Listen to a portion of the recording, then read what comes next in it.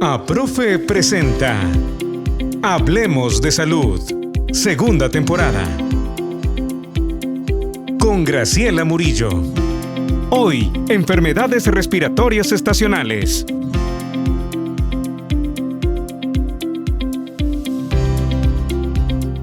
Bienvenidos y bienvenidas a un nuevo programa de Hablemos de Salud. Hoy vamos a hablar de un tema por el que nos preguntan mucho en redes sociales, que son las enfermedades respiratorias estacionales. Para resolver dudas sobre este tema, contamos con la presencia del doctor Mario Llosa, quien va a resolver todas las preguntas que tengamos al respecto. Bienvenido, doctor, y gracias por acompañarnos hoy en Hablemos de Salud. Muchas gracias a ti, muchas gracias, profe, por darme la oportunidad de conversar de este tema que lo manejamos bastante en la consulta todos los días. Doctor, para ponernos en contexto, hablemos principalmente de a qué nos referimos cuando hablamos de enfermedades respiratorias estacionales. Es bastante sencillo de agrupar este tipo de enfermedades. Son aquellas enfermedades de transmisión sencilla, de un cuadro principalmente sencillo, que suelen ser más numerosas en esta época del año, que comprende entre diciembre hasta aproximadamente mayo-junio, donde el principal factor en común es la época de lluvias. Sabemos que van a predominar factores como la humedad, la exposición constante a cambios bruscos, compartir ambientes cerrados con mucha humedad. Entonces, son factores predisponentes al desarrollo de estas enfermedades. ¿Y a cuáles nos referimos específicamente? ¿Puede ser una gripe, un resfriado? Pues sí, lo que yo veo a consulta diario, me atrevería a decir que el 40% de los pacientes que vienen a la consulta viene por cuadros gripales, cuadros de influenza, el mismo COVID, bronquitis, faringitis o amigdalitis. Y estos cuadros, por ejemplo, ¿cuándo o cómo podemos diferenciarlos? ¿Cómo podemos saber que es una simple gripe o que en este caso es COVID? La verdad es que en el caso del COVID, por experiencia, quedamos bastante sesgados en que lo mejor es acudir a un examen, puede ser un examen sanguíneo, un examen de hisopado, porque si hablamos clínicamente, la manifestación sintomatológica es muy similar. De hecho, una forma muy sencilla de determinar si el origen de estas infecciones es viral o bacteriano es acudiendo al médico, claramente está, para que el médico pueda hacer un examen físico adecuado y mediante la exploración determinar si las características, usualmente en la zona de la garganta, corresponden a un proceso viral o bacteriano.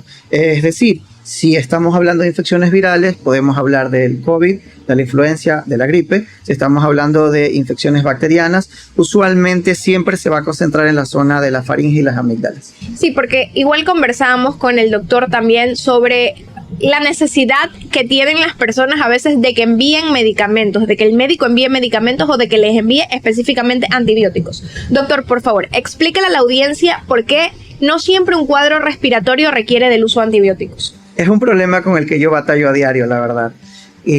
Yo me tomo mucho el tiempo de conversar con el paciente, me gusta mucho comunicar qué es lo que va a recibir, qué efecto va a ejercer y por qué no se envía otra cosa. Entonces, este tipo de enfermedades, la mayoría de ellas son de carácter viral y el manejo de las enfermedades virales se realiza con medicación sintomática. Si yo tengo dolor de garganta, medicina para el dolor de garganta. Si yo tengo dolor de cabeza, medicina para el dolor de la cabeza. Si tengo fiebre, un medicamento para la fiebre. Es algo bastante común que el paciente sienta ligero rechazo ante las indicaciones del médico si no ve que se le está dando de forma directa un tratamiento antibiótico. Pero insisto, la mayoría de estos cuadros son de carácter viral. Yo personalmente le explico al paciente, su cuadro corresponde a una infección viral porque tiene estas características y no tiene las de acá, por lo tanto no es necesario el uso de antibióticos. En ocasiones esto genera un poco de problemas con el paciente, pero depende mucho del médico poder llegar y dejar en claro cuál es la necesidad.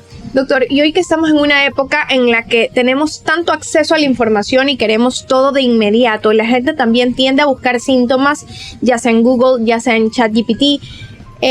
¿Se ha topado usted también con pacientes que sienten rechazo hacia los medicamentos que les envía o que no se toman los medicamentos porque creen que los métodos naturales van a frenar o curar este cuadro respiratorio?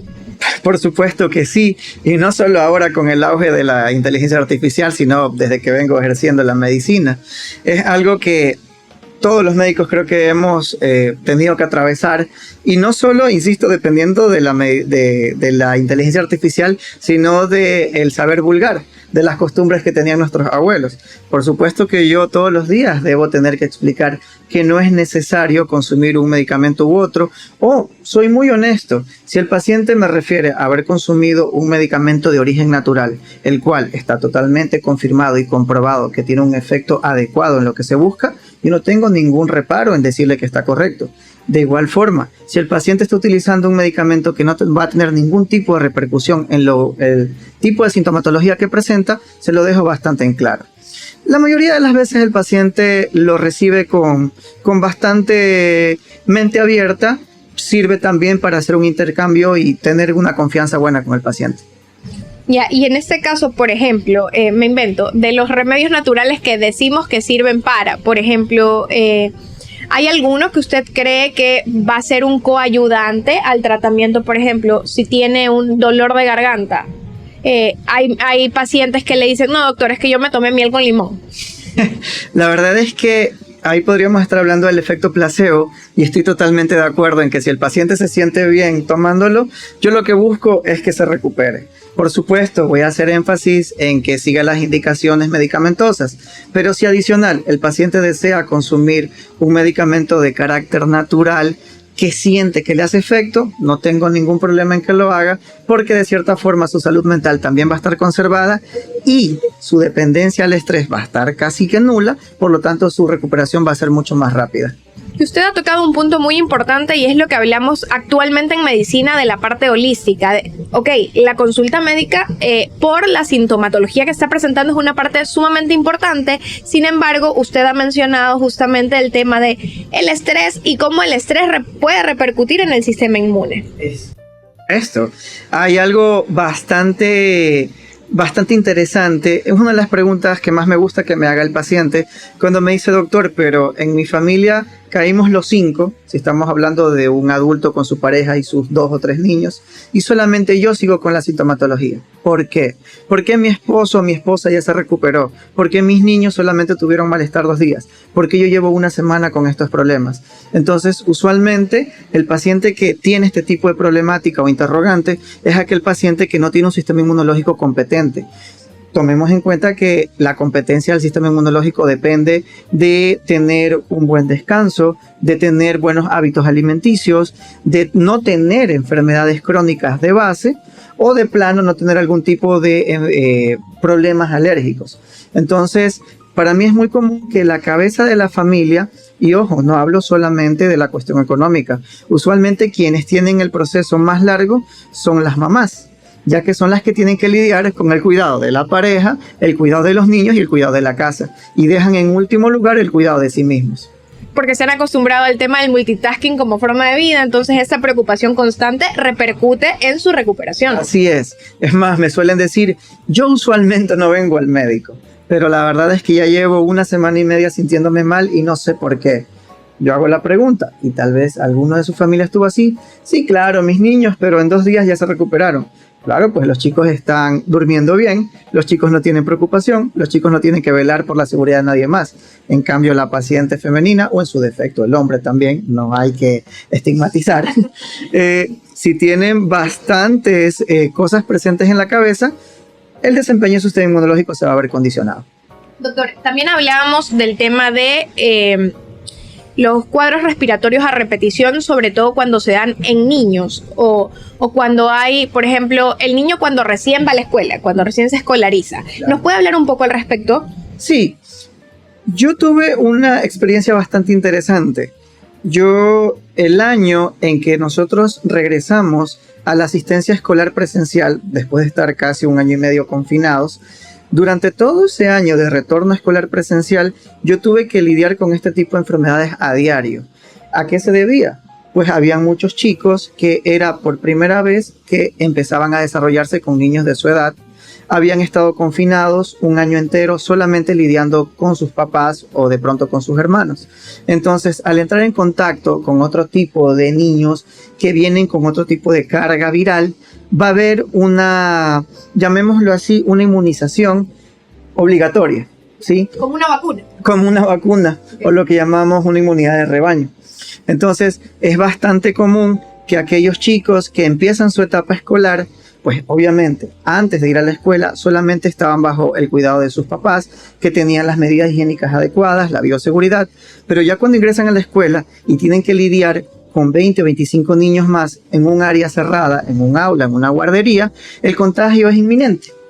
Y no significa que el chico tenga problemas de malnutrición, problemas de defensa. Realmente es algo bastante esperado. Esto es súper bueno también de destacar porque yo recuerdo en aquella época, como usted bien menciona, que muchos de nosotros o nos estrenábamos como padres y nos tocaba mandar a nuestro primer hijo a la escuela, que teníamos este miedo de no, y si tiene las defensas bajas, y veníamos y le decíamos a los doctores, mándele algo para reforzar el sistema inmunológico porque ya no puedo más con tantos cuadros respiratorios. Claro, sí, yo lo veo, yo lo recibo diario. Ahorita acaban de terminar el ciclo escolar. Entonces, aproximadamente a finales de marzo, a inicios de abril, el principal motivo de la consulta, aparte de las enfermedades estacionales, es: doctor, mi hijo va a regresar a la escuela, yo necesito que le suba las defensas, porque siempre que mi hijo regresa a la escuela, empieza a enfermarse. Entonces, muchas veces me sirve a mí para ayudar al paciente a poder diferenciar si su hijo realmente es una persona propensa a las infecciones, lo cual implicaría que hay un problema inmunológico, o simplemente es una persona con una alta predisposición a las alergias, lo que lo va a volver vulnerable a contagiarse con mayor facilidad. Que igual me encantaría aprovechar este espacio para que usted también nos aclare justamente eso. Entendería que lo principal en estos casos, por ejemplo, y en la asesoría que se da en consulta, es el tema de cómo se alimentan, cómo se lavan las manos, por ejemplo, el tema de enseñarles a que antes de comer deberían lavarse las manos, que con los niños es un poco difícil de manejar, pero es para que los padres también entiendan el hecho de que, como usted bien menciona, no siempre hay un problema de fondo, más bien es tomar medidas. Y yo me acuerdo, siempre me da risa ese término, pero recuerdo que los médicos siempre decían, no, lo más importante es la vitamina O, o sea, lo que come. Si el niño come bien, el niño está bien alimentado, va a ser un niño que sí, evidentemente se enferma, pero va a, como usted dice, a transitar este cuadro respiratorio con síntomas quizás leves, quizás una febrícula, pero no llegará a mayores. Algo muy bueno que nos dejó la pandemia dentro de tantas cosas malas es que muchas personas adoptaron normas de bioseguridad como hábitos diarios. Para mí es muy común encontrar en la consulta pacientes que ingresen al consultorio utilizando mascarilla.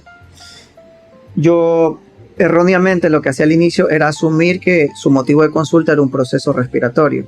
Pero irónicamente no, venían por algo totalmente distinto y cabía la pregunta, ¿y cómo así la mascarilla? Seguridad, doctor. Esto es un hospital, no quiero contagiarme de otra cosa, vengo por un motivo y luego salgo por otro. Entonces, eso es algo muy bueno que nos dejó la pandemia. Muchas personas han adoptado buenos hábitos de bioseguridad, un correcto lavado de manos, una distancia prudente, el uso de mascarilla en lugares cerrados, y se está inculcando en los niños también, porque también lo veo en la consulta. Entonces, ahí entra un poco el tema que dejamos atrás hace un momento. ¿Por qué es muy llamativo que cuando el niño abandona la casa e ingresa a la escuela, las enfermedades se vuelvan más dominantes? Y es que si yo estoy en mi casa junto con mis normas y le enseño a mi hijo a mantener esas normas, nada me asegura que cuando él abandone mi casa y vaya a la escuela, se tope con niños los cuales no tengan ese tipo de costumbres. Entonces el contagio se va a facilitar. Pero justamente usted mencionaba algo que me pareció muy gracioso, pero que me parece que cabe en esto, que es el hecho de que, ok, yo no lo puedo tener en una burbuja. Tiene que empezar también a salir al mundo. Sí. De hecho, tiene que enfermarse, como usted decía, para poder tener inmunidad luego a ciertos virus. Yo les repito mucho a los papás, cuando vienen en los primeros años de la vida de sus niños, que están experimentando pequeños cuadros de episodios respiratorios, siempre les repito, esto no es que se tiene que volver una costumbre, pero que no les sorprenda que en el transcurso del año esto suceda 3 o 4 veces. No significa que estén haciendo un mal trabajo con sus niños, no significa que sus niños no estén descansando bien, no significa que sus niños estén malnutridos. Es parte del proceso de vivir en comunidad. Eso a la larga más bien representa un beneficio, ocasiona un intercambio de inmunidad, ocasiona que el sistema inmunológico se vaya madurando, vaya planteando alternativas, y ese paciente que ya fue inmunizado de una u otra forma ya no va a tener, llegado a cierto punto, episodios a repetición. Hay un grupo etario bastante marcado, entre los 3 hasta los 7 u 8 años, donde estos episodios son a repetición. Pero cuando el chico alcanza la pubertad, entre los 9 y los 10 años, la frecuencia empieza a decaer, la intensidad empieza a decaer, y cuando llegan a la adolescencia prácticamente es nulo el episodio. Y se regresa cuando volvemos a la adultez, donde entran los factores de riesgo que comentamos hace un momento. Estrés, falta de descanso. Exactamente, la familia, olvidarse de uno mismo. Y volviendo al tema de la medicación, doctor, ¿qué repercusión puede tener que, por ejemplo, si yo tengo un cuadro viral, me automedico y utilizo antibióticos? El antibiótico es un medicamento diseñado para combatir una enfermedad de carácter bacteriano. Si yo tengo una infección viral, consumir antibióticos no me va a ocasionar ningún efecto para la infección que tengo en ese momento. Más bien me arriesgo a que el uso del antibiótico ocasione una alteración en la microbiota intestinal. El antibiótico no discrimina. Nosotros tenemos bacterias buenas llamadas probióticos. El antibiótico no discrimina. Si yo consumo un antibiótico, no solo va a eliminar, en el caso de tratarse de una infección bacteriana, la bacteria mala, también va a barrer con mis bacterias buenas y me puede ocasionar una disbiosis, una alteración en la microbiota. En aquellos pacientes con este tipo de enfermedades respiratorias estacionales, que la mayoría son virales, lo único que va a ocasionar el consumo de antibióticos de forma indiscriminada es problemas de resistencia bacteriana, disbiosis y una prolongación a la duración de los síntomas, porque estoy manejando mal mi cuadro. No estoy tomando medicación sintomática, estoy tomando medicación errónea, por lo tanto mi recuperación se va a retrasar. Doctor, y hablando de un poco sobre mitos y verdades, usted acaba de mencionar un punto muy importante y sobre el que hoy tenemos conocimiento que antes no se hablaba, y es la importancia de la microbiota intestinal como prevención de nuevas enfermedades también. Si yo tengo una microbiota sana, ¿es probable que me enferme menos? Es bastante probable.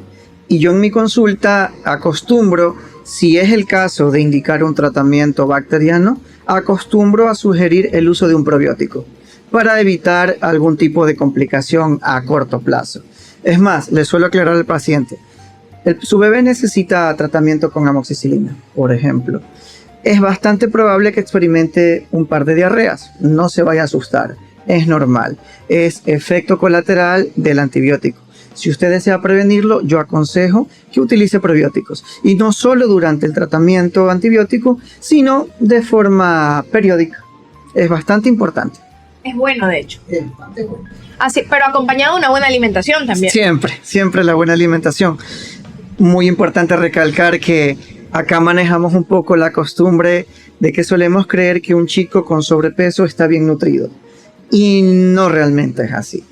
A mí me causa bastante gracia cuando usualmente la tercera generación, o sea, los abuelitos, se preocupan porque el aspecto de sus nietecitos es bastante delgado. O porque no come sopa.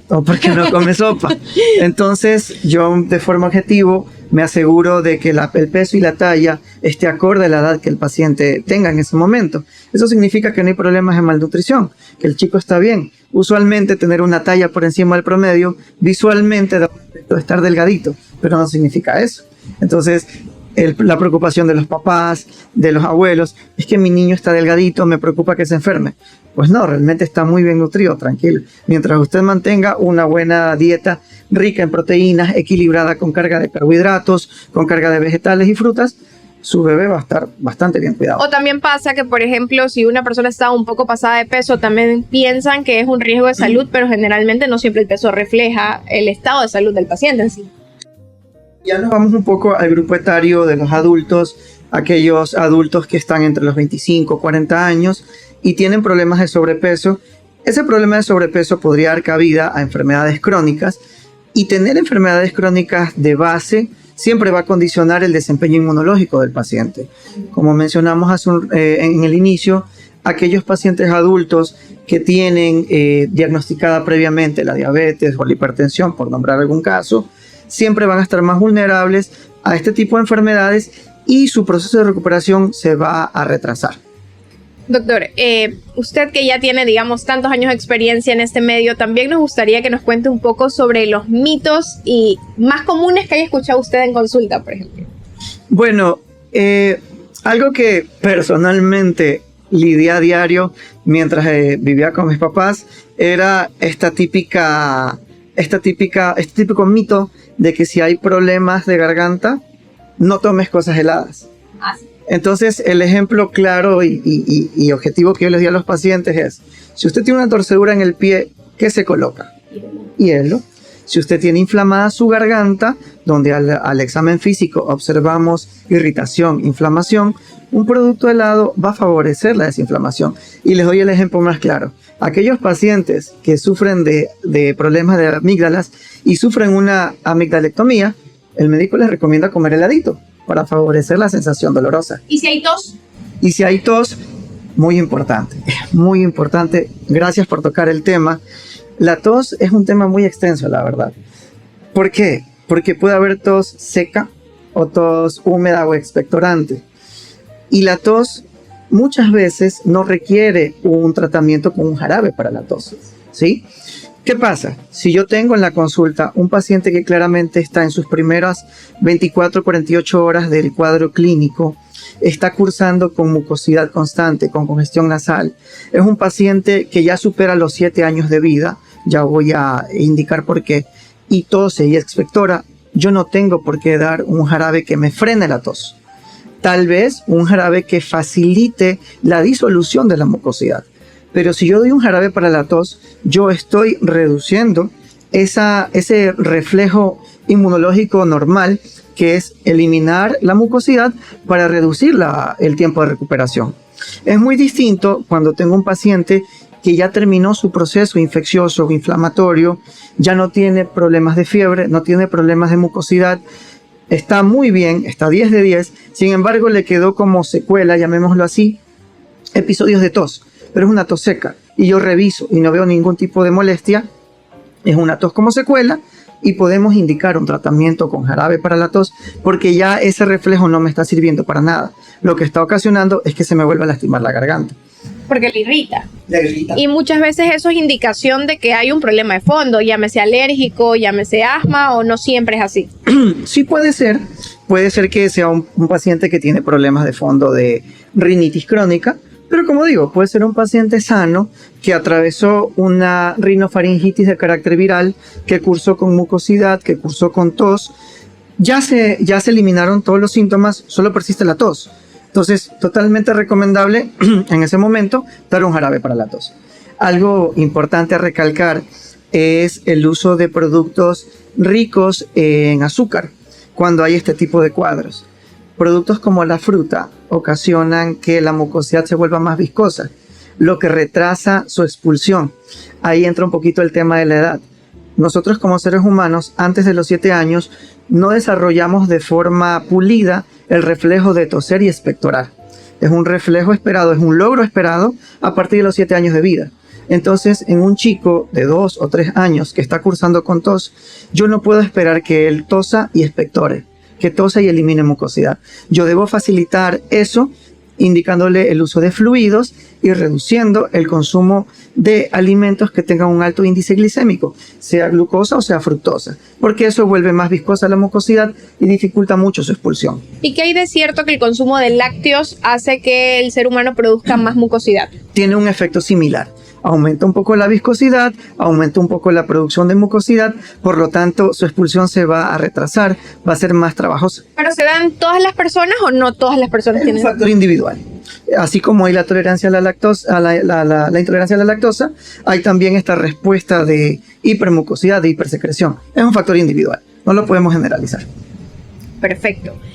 Doctor, yo creo que ha sido muy placentera esta conversación, creo que usted ha aclarado todas nuestras dudas y la verdad es que me gustaría terminar este episodio dándole apertura a que en esa cámara usted le pueda decir a la audiencia, bueno, en este caso, puede decirle a la audiencia un consejo general sobre el tema de por qué no deberían automedicarse y más bien venir a la consulta para recibir la asesoría necesaria.